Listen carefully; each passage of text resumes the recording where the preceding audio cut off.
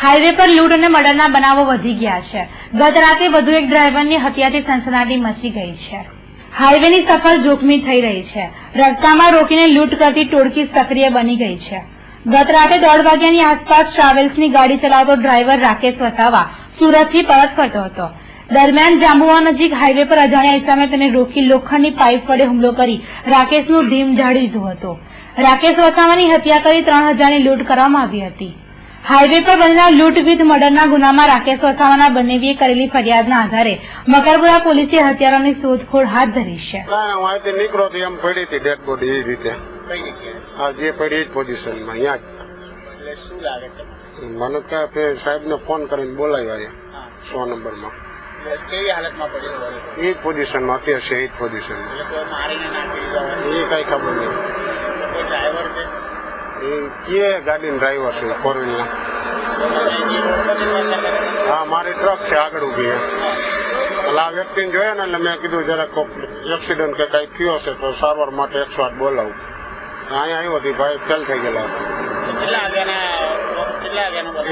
1:30 મેં આ જોયું રાકેશભાઈ નટવરભાઈ વસાવા હા એ તો ખ્યાલ નહીં હું તો 11 વાગે ફોન કર્યો ઘેરથી એટલે આવ્યો પછી ફોન ના લાગ્યો 1:30 વાગ્યા પછી ખ્યાલ આવ્યો તો શું થયું છે 11 વાગે એવું કીધું કે પાલેટ શું કે મેં અને તમે જી આવો કે પછી 1:30 વાગે 2 વાગે જેવા નીકળ્યા ખોરતા ખોરતા આવ્યા તો અહીં ગાડીની લાઈટો જોઈ પછી આ સાઈડે આવ્યા તો આવું બનાવ બન્યો હવે એ ખ્યાલ નહીં આવતું માહિતી ખબર બસ આજ જોઈએ બહાર હોઈ રહેતા એવું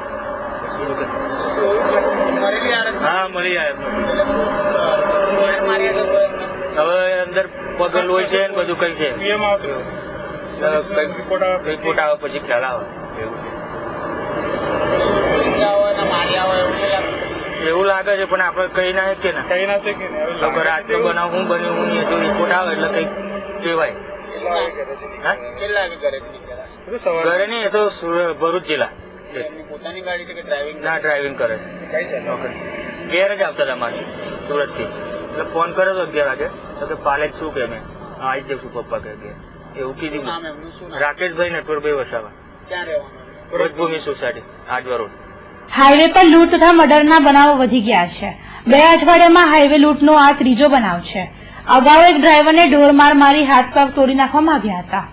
હાઈવે પર લૂંટ કરતી ટોળકી ખાસ પ્રકારની મોડસ ઓપરેન્ડી સાથે લૂંટ કરી રહી છે। સતત વધી રહેલા હાઈવે લૂંટના બનાવો પછી પણ મકરપુરા પોલીસની આંખો ખુલતી નથી। પોલીસ માત્ર પેટ્રોલિંગ કરી સંતોષ માને છે।